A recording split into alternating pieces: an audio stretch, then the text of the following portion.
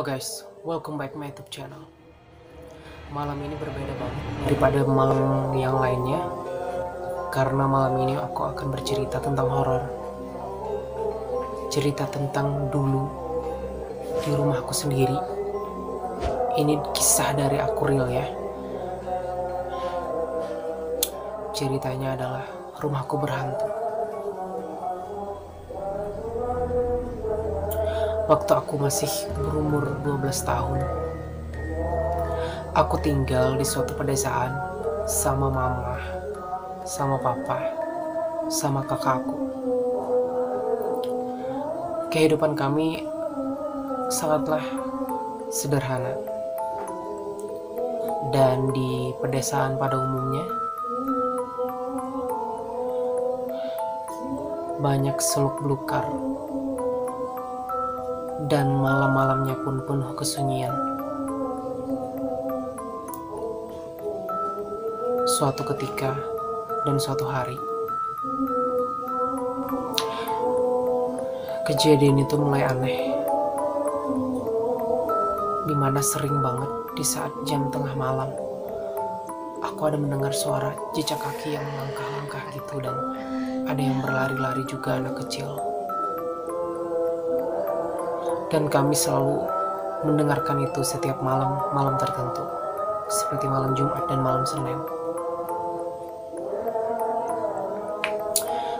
Kami bingung. Kami mungkin menyadari bahwa keberadaan mereka itu memang ada di rumah itu. Dan suatu ketika, aku biasanya nonton TV sendiri di depan ruang tamu. Di saat itu malam Jumat. Di saat jam 10 malam lewat, aku ketawa-ketawa nonton TV. Dan di saat itu juga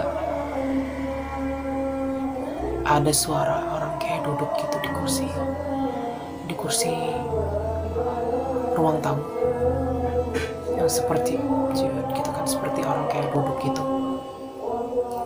Dan di situ aku sangat kaget, dan aku mendengar kayak itu siapa gitu kan. Sementara di saat itu orang tuaku dan kakakku itu udah tertidur pulas.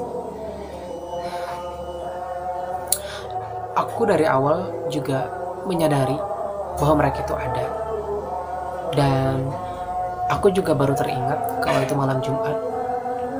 Dan mungkin aku tuh kayak mengusik mereka, mengusik ketenangan mereka. Terus berbunyi. Dan saat itu aku hentikan nonton TV-nya.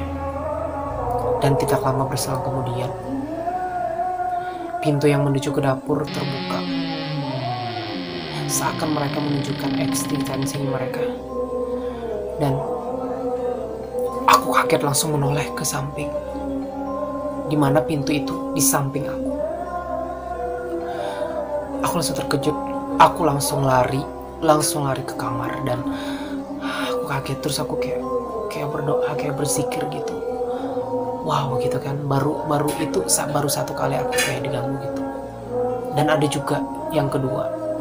Di saat itu aku tidur siang, di mana di dalam rumahku itu ada 3 kamar ya. Ada ruang utama, kamar utama, kamar kedua, dan kamar ketiga. Dan kebetulan kamar utama itu jarang banget digunakan sama keluarga kami. Nah, di saat itu aku tidur siang di situ ya. Dan di saat itu juga itu memang kamarnya gelap, dan jendelanya sengaja nggak aku buka. Setelah itu, aku sebenarnya males banget ngeceritain ini, karena kadang aku bisa kayak didatengin sama beliau gitu. Oke, gue lanjut. Setelah itu, aku tidur siang, kira-kira jam 11-an. Tidak lama, aku ngerasa badanku terasa berat gitu. Tapi aku tuh di antara sadar atau nggak sadar gitu. Terus kayak ada sosok keluar gitu dari dinding, dan sampai dia bersuara seperti seperti itu. Dan di situ aku istilahnya tuh kayak ketindihan. Kalian paham gak sih ketindihan tuh gimana? Kayak kita tuh kayak ditindihin, terus kayak kita nggak bisa ngomong apa-apa, kita nggak bisa teriak, nggak bisa minta tolong sama siapapun gitu, dan udah ngebacain macam-macam gitu. Pokoknya disitu aku sangat takut, dan aduh, gue harus apa gitu kan. Nggak berselang lama mamaku datang, dan sosok itu menghilang, dan aku cepat bangun. Dan kebetulan saat itu mamaku manggil aku, dia nyuruh aku makan siang. Nah, dari kejadian itu aku tidak mau lagi tidur di kamar utama, dimana kamar utama itu biasanya memang kosong, kecuali ada tamu yang bertamu. Nah, jadi dipersilahkan untuk tidur di kamar utama seperti itu. Nah, setelah itu di malam yang ketiga juga aku semakin penasaran. Yang biasanya aku udah selama di sana udah 12 tahunan, dan baru-baru sekarang gitu, maksudnya tuh kayak pas aku beranjak umur 12 tahunan, dan disitulah mereka kayak memberikan eksistensi mereka, interaksi mereka gitu kan, bahwa mereka itu kayak menunjukkan, oh ini loh aku ada di sini, ini loh aku gitu. Jadi aku sangat penasaran, dan aku mencoba. Dulu masih zamannya HP Nokia ya, Nokia 5300 itu kan yang kayak sliding gitu ya. Nah, itu aku sangat penasaran banget. Pas tepat pukul 10 malam aku coba kamera gitu kan siapa tahu mungkin ada ketangkep apa gitu kan. Aku tuh penasaran juga gitu kan penasaran juga gitu kan, banyak orang yang nge-shot gitu, taunya ada menangkap sosok penampakan gitu. Jadi gue penasaran juga, pengen siapa tahu gue dapet gitu. Nah, setelah itu pas jam 10 malam gue ambil handphone gue shot gitu. Taunya gue kayak dapet kayak foto kayak bulat-bulat abstrak, bisa dibilang abstrak ya, samar-samar bulat gitu. Kalau aku sih pernah nonton di vlognya Ki Prana Lewu, katanya itu adalah sosok eksistensi mereka. Gini ya, makhluk halus itu jarang banget kayak berbentuk jelas, kayak misalkan kayak langsung kuntilanak, langsung pocong gitu kan, jarang banget. Jadi mereka tuh kayak sejenis kayak abstrak, kayak bulat-bulat gitu. Nah, semakin aku foto, berselang 5-10 menit aku foto lagi, terus kayak makin berjubel. Terus aku pegangin tuh kameranya, terus kayak ini serius ya, gue beneran terjadi di kehidupan gue. Jadi gue kamera lah tuh, terus si abstraknya itu lama-lama makin mendekati kamera gue, mendekati gue gitu. Nggak lama ya, set gitu kan, kayak langsung ke HP gue, kayak langsung kayak bertabrakan energinya gitu, kayak langsung mati, langsung low baterai gue. Dan di saat itu juga HP gue langsung rusak total. Gue juga bingung, sampai sekarang nggak bisa dihidupin tuh HP. Saking dahsyatnya menurut gue sih, mungkin energi mereka berbenturan dengan handphone gue gitu. Nah, di saat itu gue nggak mau coba-coba lagi ngevideoin atau nge-kamera di sekitar rumah gue gitu. Terus kakak gue juga pernah digangguin mereka. Kayak kakakku yang nomor 2, katanya pas dia tidur di kamar 2 pernah kayak melihat sosok-sosok yang kayak duduk gitu ya, terus kayak kepalanya tuh kayak hampir nyampe di plafon, di atap gitu. Di situ katanya dia antara tidur atau nggak tidur lah pokoknya gitu, dia ngelihat gitu ada sosok cowok gitu ya, tinggi banget, kepalanya hampir nyampe atap gitu. Kebetulan kakak aku yang nomor 2 itu agak peka ya orangnya. Nah, setelah itu kakak aku yang nomor 3, nah nggak lama pas orang tua aku meninggal, ayahku yang meninggal, aku memutuskan untuk merantau ke kota, ke Banjarmasin ya. Nah, setelah itu kami mempercayakan rumah kami itu kepada kakakku yang nomor 3. Nah, jadi dia menempati rumah itu berdua bersama suaminya ya. Jadi dan kakakku yang nomor 3 itu kebetulan dia saat itu sedang mengandung ya, mengandung hamil muda lah bisa dibilang gitu, karena kata orang zaman dulu kalau orang yang hamil muda itu bahasa Banjarmasinnya kami nyebutnya itu kayak manis dagingan gitu, artinya itu kayak peka, kayak mudah banget lah gitu kan untuk diganggu makhluk halus gitu. Jadi suatu ketika suaminya itu berdagang ya, profesinya sebagai pedagang baju gitu. Jadi setiap hari itu dia pergi tuh ke pasar gitu ya. Misalkan kayak hari Senin pasar ini, hari Selasa pasar ini, sampai Minggu gitu ya. Jadi setelah itu istrinya tuh kayak ditinggalnya ya pagi. Biasanya dia berangkat pukul 4 subuh atau 5 subuh pagi ya. Jadi setelah itu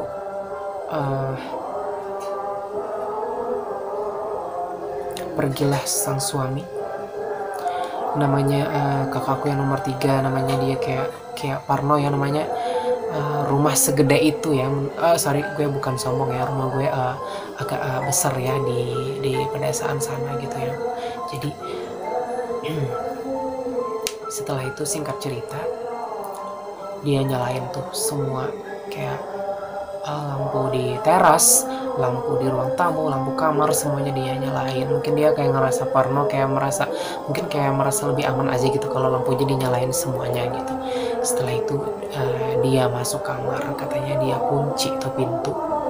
Setelah itu dia masuk ke dalam kamar dan kelambu. Kalian tahu kan kelambu? Kelambu itu yang kayak, ya tau lah gitu kan, namanya orang pedesaan, mungkin di kota juga ada lah ya, itu untuk menghindari nyamuk biasanya ya kalau di kampung aku gitu. Jadi terus singkat cerita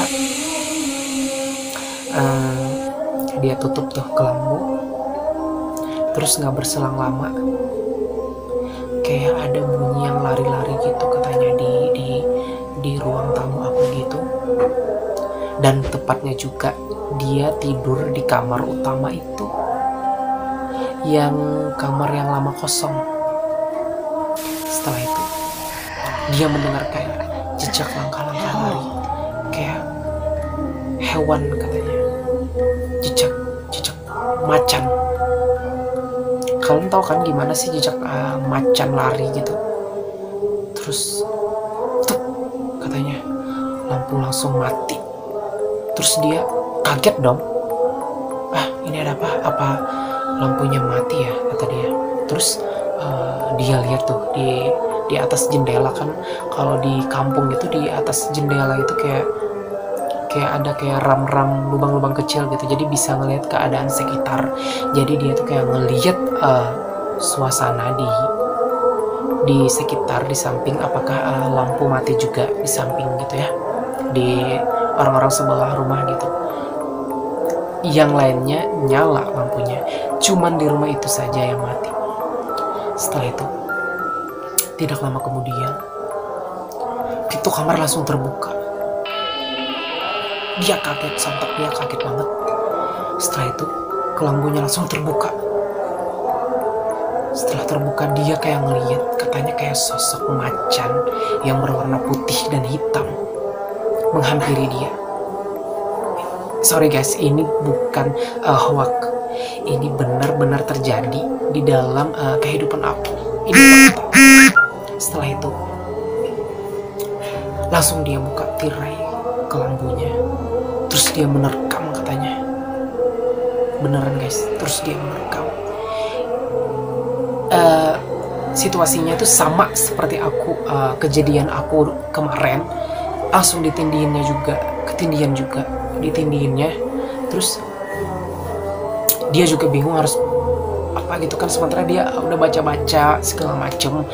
Katanya dia udah baca segala macam gitu.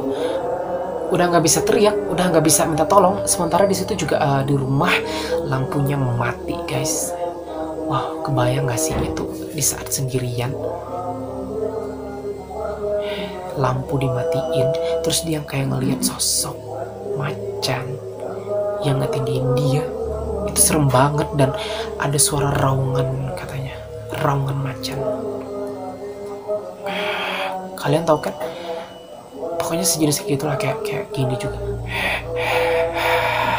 gitu, seperti itu.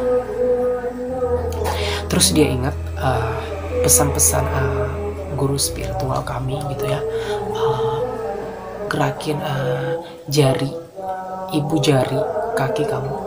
Nah, ini juga buat kalian semuanya.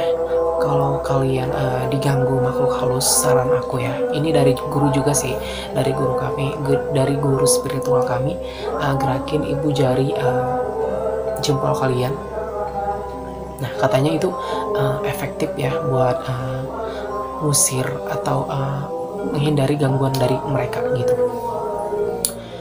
Oke, singkat cerita, setelah itu dia memutuskan, dan suaminya memutuskan untuk tidak bertahan. Dia tidak tahan di rumah itu, dan dia pergi, memutuskan untuk pergi dari rumah itu untuk sementara, karena dia tidak berani lagi, karena dia merasa kayak diganggu dan semacam kayak ekstrim lah gangguan mereka gitu. Setelah itu, beberapa hari kemudian, kami mengundang orang pintar, bisa dibilang orang pintar, orang yang ahli dalam paranormal, segala macam menyangkut ke astral gitu ya. Nah, setelah itu kami mengundang beliau, itu tepat pukul 11 malam.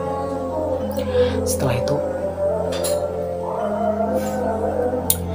kami itu kan sangat penasaran banget tuh sama di rumah kami itu ada apa sih, kok bisa ganggu sama si tuan rumah gitu kan. Sementara kan dari dulu nggak pernah mereka kayak nampakin perwujudan kayak eksistensi mereka gitu. Kenapa sekarang mereka malah kayak ekstrim, langsung kayak ke kontak ke badan gitu kan. Jadi kami tuh juga bingung sih apa, jadi dalam hati kami tuh kayak apa sih mau kalian gitu kan ngegangguin kami gitu kan. Nah, setelah itu kami mengundang paranormal tersebut, masuklah di paranormal itu, orang pintar itu di dalam rumah kami berkumpul di ruang tamu.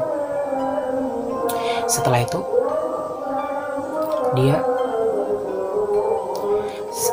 kata beliau, sediakan kopi hitam, air putih, sama telur.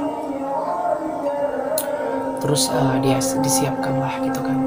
Ini mau bernegosiasi sih, sebutannya kayak sama bernegosiasi, dan kayak apa sih sebutannya guys, kayak pemanggilan terus makhluknya itu dimasukin ke badan orang yang mau gitu, dimasukin gitu. Apa sih itu namanya, bagi yang kalian tahu komen ya di bawah, itu sebutannya apa gue lupa.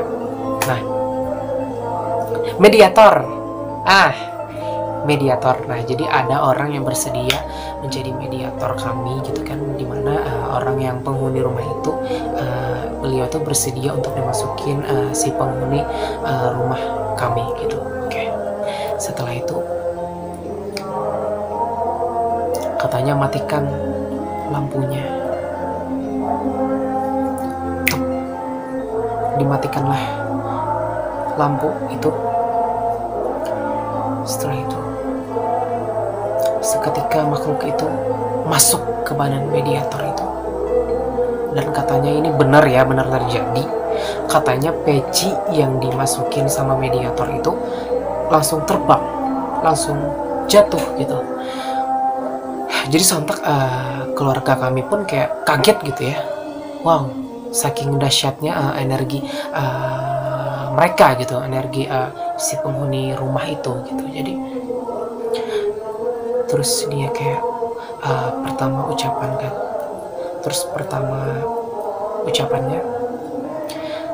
"Assalamualaikum, ada apa?" katanya seperti itu. Sontak kami pun kayak ngerasa jin Islam mungkin gitu kan.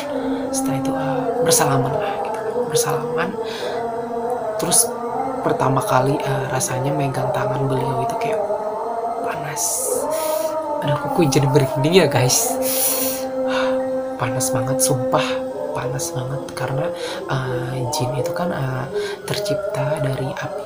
Allah Subhanahu wa Ta'ala menciptakan jin itu dari api. Oke, jadi saat itu bersalaman, terus tangan beliau tuh panas banget guys, panas kayak anget, gimana sih, panas lah pokoknya gitu kan, kayak anget-anget gitu. Oke, jadi kami langsung pada poin aja, menanyakan hal tersebut kepada si penghuni yang masuk di mediator kami itu. "Anda siapa?" kata kami. "Terus apa mau Anda? Kenapa Anda mengganggu anak cucu kami?" Nah, seperti itu. Terus beliau menjawab, "Saya memang sudah lama di sini. Saya sudah beranak cucu di sini." Suaranya tuh kayak udah, "Saya di sini sudah beratus-ratus tahun." Suaranya seperti kayak kakek-kakek tua banget. Katanya udah beratus tahun di sini, sudah beranak cucu juga di sini. Katanya sebelum rumah ini dibangun, saya sudah ada di sini, kata dia. Jadi di saat itu kami tuh kayak, oh my god, really? Ini serius? Oh, aduh. Jadi kami, apakah kami bilang, "Apakah Anda bisa pergi dari sini?" "Tidak bisa," kata dia, "karena di situ adalah tempat mereka. Karena mereka sudah lama di situ sebelum rumah itu ada." Terus kata beliau, "Dulu dari sebelum penghuni, maksudnya tuh kayak dulu sebelum kami tinggal di situ, orang yang terdahulu pernah kayak apa sih, kayak menanam suatu botol, kayak memang rumah itu memang sengaja diisi untuk menjaga rumah gitu kan." Kalian paham gak sih? Kalau orang kami di kampung ya nyebutnya itu kayak penjaga rumah tuh apa sih namanya? Aduh, gue juga lupa sih, karena itu orang dulu banget ya. Jadi istilah itu kayak untuk menjaga rumah, dari menjaga dari hal-hal yang tidak baik, sepertinya kayak perampok dan maling ya. Nah, setelah itu gue deg-degan cerita ini. Oke. Nah, setelah itu terus kami menanyakan lagi, "Kenapa Anda mengganggu anak kami?" Kata mereka, "Itu anak saya. Katanya anak saya ada menyukai salah satu di anggota keluarga kalian. Yaitu yang dimaksud dia adalah kakak saya yang nomor 3. Karena memang di saat itu kakak saya lagi mengandung, hamil muda kan. Jadi bisa dibilang itu kayak sensitif banget lah gitu kan buat mereka, buat ngeganggu tuh kayak cepet banget lah gitu." Terus bernegosiasi lah di situ. Kata si penghuninya itu, mereka minta kayak setiap malam Senin dan Jumat mereka minta disediakan kopi putih, kopi hitam sama air putih sama telur. Sebenarnya banyak banget sih permintaan mereka, kayaknya pengen itu,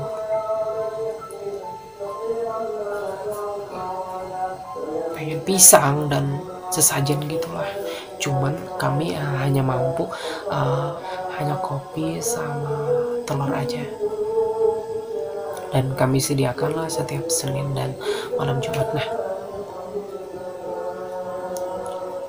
dan itu rutin kami lakukan di setiap minggunya, dan alhamdulillah tidak ada lagi gangguan-gangguan maupun dari kontak dari mereka gitu ya. Nah, dari situlah gue menyadari bahwa kita tuh hidup berdampingan dan kita harus saling menghargai, bahwa kita tuh kayak harus menyadari bahwa di dunia ini manusia, Tuhan menciptakan tidak hanya manusia, bahwa kita berdampingan bersama jin, khodam-khodam juga. Nah sekarang aku memutuskan untuk berpindah ke kota, dan alhamdulillah sekarang rumah itu sudah aku terjual. Jadi aku tuh kayak udah lega lah gitu kan, kayak